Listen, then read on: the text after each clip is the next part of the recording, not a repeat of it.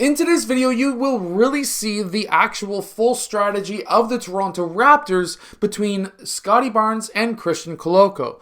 Both of these players are absolutely fantastic. They're tall, they're very long, so let's get down and let's check out these two amazing players. If you want to shoot the basketball better, make sure to go check out the link down below for the hardest basketball shooting workout. Okay, so first off, Christian Koloko sets a lot of really good screens for Scottie Barnes, and in this case, Scottie Barnes may have been able to hit him rolling towards the basket. However, Scottie Barnes had a wide open shot because the defense collapsed on Koloko, so that then Scottie Barnes was able to get that open shot. I think the future looks bright for the two of these players together. And we can see here with this quick play, dribble handoff with Banton, we can see that these two players can play really well together. So, there's a player who's driving towards the basket. Scottie Barnes' defender is no longer paying any attention to him and pays attention to the player who's driving towards the basket. They're playing a 2-3 zone,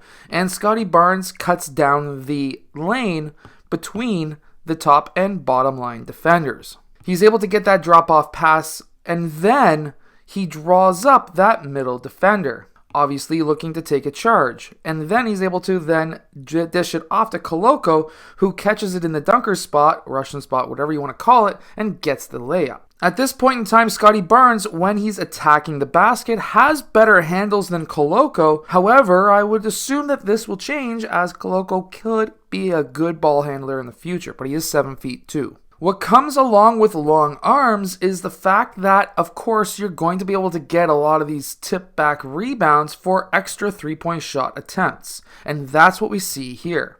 This is exactly what the Toronto Raptors were missing last year, which was a very tall player who can get rebounds or at least tip them back to the perimeter for more three-point shooting. Let's face it, who's on the court right now? A three-point shooter, a three-point shooter, a three-point shooter, a three-point shooter, and a rebounder. Guess what? This is a strategy that is used by a lot of great shooting teams, which is to get a massive rebounder, have a lot of good shooters, and pretty much everybody on the floor is a good rebounder. Scottie Barnes is also very good at using his body and getting into the defender so that he can get that angle to the basket. A lot of players don't play with aggression and will shy away from contact. If Scottie Barnes was to shy away from contact here, he would have missed the layup or Tatum would have blocked his shot. But by going shoulder first, but not past the outstretched foot, he's able to then create that angle and go off the backboard lightly. Scottie Barnes is also a very good passer in the post. Here we see Fred VanVleet getting that ball on that drive and eventually getting that layup. This was a very nice pass and very well placed pass for Fred VanVleet. Just too bad he got fouled. Scottie Barnes, very similar to Koloko, has really long arms, and I can see moves like these with Koloko in the future as well. The nice thing with Koloko is on the fast break, here we have a 4-on-3 situation, and he's the trailing man down middle. We see that Fred VanVleet's really good at being able to understand how to take defenders away from players who are trailing, and he does that by cutting across the key. That moves that defender slightly away from Koloko, and Koloko was able to gather and go up for the massive dunk. I don't think there's too many players who could stop that. The other thing with Koloko is he can stay with pretty much anybody on the court because of his speed and because of hhis length. He's going to be a very, very hard player to score on. In fact, I really like Koloko because he's around 7'2" with a 7-foot something, 8-foot wingspan, close to like 7'7" or 8 or something like that. This is going to be very handy when players like Victor Wembanyama and Chet Holmgren play against the Toronto Raptors. And because of his length, a lot of the Raptors players could just lob up really high alley-oops and he can just tip them in because he's so long. Like, look how high he gets here. And let's face it, defense to offense is very good as well. Look, he can take a couple of dribbles down court and get the dunk. Check out how many dribbles really quickly though. So he gets the steal. We're not going to count that as a dribble. He's trying to control that ball. That's one dribble. This is a second dribble. Look how much he's pushing the ball ahead of him from his chest. He can take 1-2 steps in between. This is his gather. So look at how many steps he actually takes without dribbling. This is why you want to push the ball ahead. He takes that last dribble there, right there, on his right foot. He pushes it left, right, left, gathers on his left. He took essentially 3 steps between the dribbles because he pushed the ball so far ahead. That's 3 steps.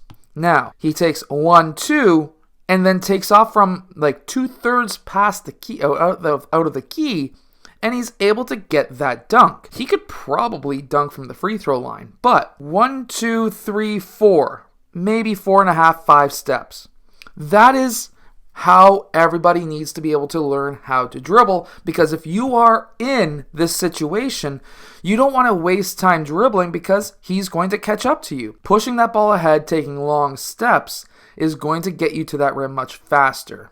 He also knows how to move off ball as well. So when his man drops off and plays help defense one pass away, which you should never do, Koloko cuts down the middle of the key and doesn't even dribble. He brings the ball down, which I understand he's trying to get more power, but if you bring the ball down, I'm going to be hacking away at that all day long. So I think he needs to change that just a bit, but he gets up there and slams it down. And look at how much he's able to swallow up when it comes to airtime. No matter what arm this player would have went for that layup, it would have been blocked no matter what. There is no way that man had any kind of a chance to score on Koloko. Koloko is a very long player, and he's going to get a ton of blocks. Now, the one thing about him, though, is he does need to fix a little bit of his post moves. He needs to be a little bit more aggressive, a little bit more physical. He's asking for a foul here, but in reality, he traveled first. But when he spins off, he's taking way too many steps for one. He's shying away from the contact. He needs to go into the contact to get that foul. Yes, that could have been a foul because that man's arms were down. However, because he's shying away from contact, the referees are going to say that he's out of control and he's not getting that foul call. So, if you are in the post, this is a good move. The pivot, he needs to dribble first, dribble before he lifts that foot. And then when he spins off, instead of taking that extra dribble there, he should have just went straight into that man with his right arm or right hand taking that baby style hook right into that man, but instead he takes that extra step and shies away from the contact.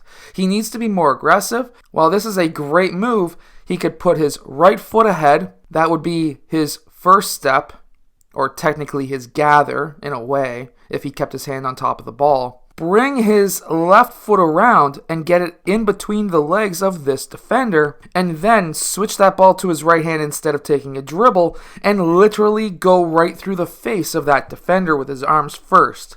There's not many players who would be able to stop that from a 7'2", 7-foot crazy wingspan man like Koloko. So between these two players, they're going to work extremely well together. In my opinion, I think the reason why the Raptors took Koloko is because they know that Chet Holmgren and Victor Wembanyama are going to be massive forces in the NBA in the future, and both of those players are ridiculously long and tall. And that is the main reason probably why they took Koloko, is because they're looking into the future, seeing who's going to be the big guys in the future. While Koloko may not be a massive force offensively, he's going to be a massive force defensively to be able to hinder the abilities of those 7-foot crazy, high, tall, wingspan style players like Victor Wembanyama and Chet Holmgren, that I think he's going to get a lot of play time in the future, and I think that's the reason why the Raptors took him.